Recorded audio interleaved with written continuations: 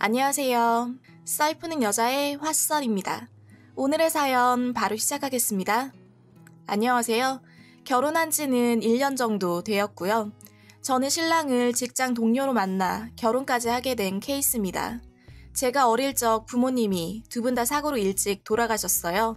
착실하고 배려심 깊은 남편은 제가 부모님이 두 분 다 없다는 사실을 말하고 나서도 아무런 문제가 되지 않는다며 따뜻하게 절 감싸준 사람이었죠. 오히려 그동안 힘들었겠다면서 절 위로해주던 남편의 말에 정말 이런 사람이라면 내가 끝까지 의지하고 갈 수 있겠구나 싶어서 남편과 결혼을 결심하게 되었던 거였죠. 외로움을 유독 많이 탔던 저는 결혼하고 아기도 일찍 낳아서 북적대며 사는 게 바람이었어요.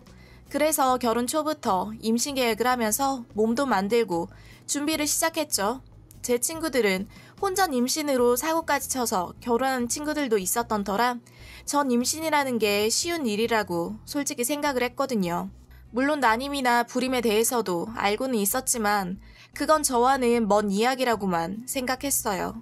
그런데 저의 경우 진짜 1년이 다 돼가도록 아이가 생기지 않더라고요.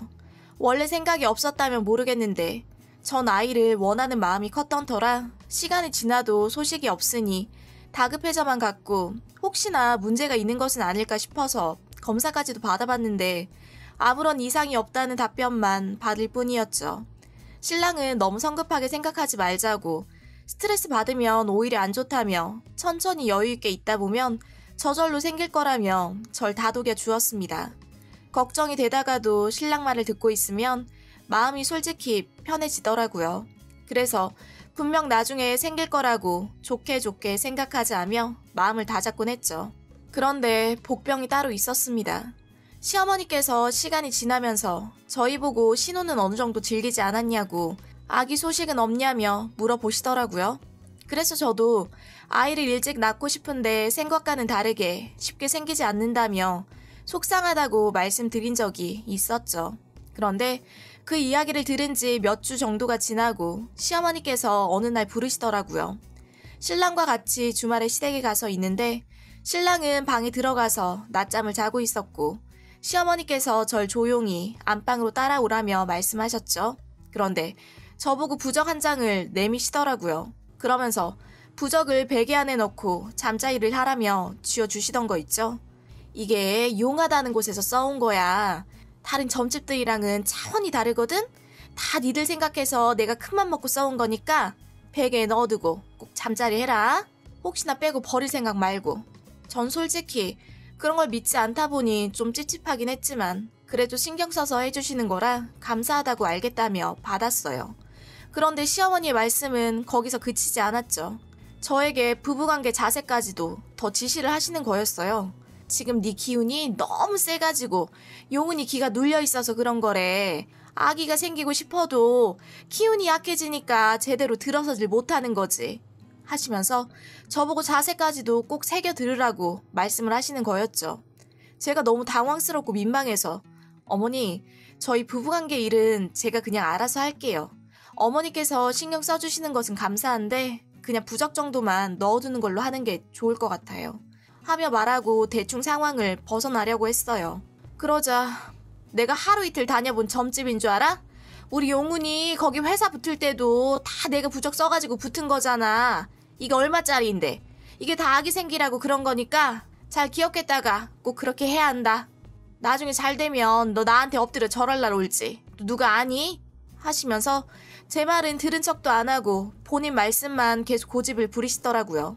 그래서 일단 알겠다며 대충 얼버무리고 나오긴 했는데요. 집으로 돌아와 남편에게 자세 얘기까진 차마 못하고 어머니께서 주신 부적 얘기를 꺼냈어요. 그러자 남편 노발대발하며 자기 엄마가 또 부적 쓴 거냐면서 하나도 들어맞지도 않고 돈만 갖다 바치면서 왜 그러는지 모르겠다고 이런 거 절대 신경 쓸 필요도 없다고 얘기를 하더라고요. 그런데 더 말을 들어보니 시어머니께서 저희 신랑 어릴 때부터 무슨 일만 생겼다 하면 툭 하면 점집 드나들면서 자기 어릴 때는 자기에게 이상한 물까지 마시게 해서 토하고 설사하고 죽다가 살아난 적도 있고 심지어는 신랑이 교통사고가 가볍게 난 적이 있었는데 그 이후 신랑 잘못될까봐 굿까지 한 적도 있다고 하더라고요. 그러면서 지금까지 멀쩡하게 잘 살고 있는 게 다 굿하고 부적 써서 그런 거라고 시어머니 굳게 믿고 있는데 그게 자기는 너무 싫다고 말을 하던 거였죠. 특히 그렇게 점집에 갖다 바친 돈만 해도 집 한 채 값은 나올 거라며 진짜 부적 얘기만 해도 치가 떨린다고 말을 하고는 어머니께 받아온 부적까지도 쫙쫙 찢어서는 쓰레기통에 집어넣더군요. 그런 남편에게 자세까지 얘기를 했다가는 아예 시댁 쫓아갈까 싶어서 절대 꺼내지 않았어요. 그 착한 남편이 이런 반응이 나올 정도면 정말 심했나 보다 힘들었겠다 싶어서 토닥여주며 그렇게 그날 하루는 마무리되었죠. 그 일이 있고 평소처럼 지내던 어느 날 신랑이 토요일과 일요일 번갈아 가며 일주일에 한 번씩 쉬었었는데 그날은 쉬는 토요일이었어요. 어머니께서 며칠 전 시댁에 오라는 말을 하시긴 했었는데 신랑 쉬고 싶다며 다음 주 주말에 가겠다고 미룬 상태였고요.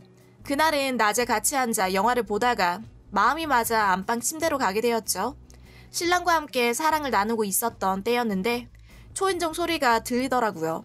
올 사람도 없었고 택배 시킨 적도 없었고 평소에도 한 번씩 이상한 팜플렛 나눠주면서 찾아오는 종교인들이 있었던 터라 그런 사람들인가 보다 하고 대수롭지 않게 넘겼어요. 그러고는 한 5분 정도 지났을 때였나? 저희가 TV를 보다가 급하게 들어왔던 상황이라 안방문이 살짝 열려 있었는데 우연히 본 안방문 사이로 사람 얼굴이 보이는 거예요. 정말 그때만 생각하면 아직도 심장이 내려앉을 정도인데 너무 놀라서 진짜 크게 소리를 질렀죠. 근데 그러고 몇 초가 지나서는 문이 좀 더 열리며 나다. 하던 거 계속해. 난 거실에 있으마. 하면서 시어머니 말 한마디 던지고는 다시 문을 닫으시더라고요. 지금 이 상황에서 태연하게 하던 거 계속하라는 말도 너무 어이가 없었고 진짜 화나고 짜증나고 부끄럽고 오만 가지 생각이 다 들더라고요. 정말 너무나도 끔찍했어요. 신랑도 이미 화가 날 대로 난 상황이라 급하게 저희는 하던 일을 멈추고 옷을 대충 입고는 어머니가 기다리고 있던 거실 밖으로 나갔죠. 문 열고 나가보니 시어머니 소파에 떡하니 앉아서는 TV를 보고 계시더군요. 신랑 진짜 화가 나서 엄마 미쳤어? 지금 우리 집에서 뭐 하는 짓이야? 아니 지금 TV가 눈에 들어오냐고 하며 소리 질렀죠. 저도 놀란 가슴 진정시키며 어머니 진짜 너무 하시는 거 아니에요? 그리고 어떻게 들어오신 거예요? 오신다는 말도 없었잖아요 하며 물었죠. 그러자 어머니는 아니 얘들은 다 큰 놈들이 뭘 그렇게 흥분을 하고 난리래?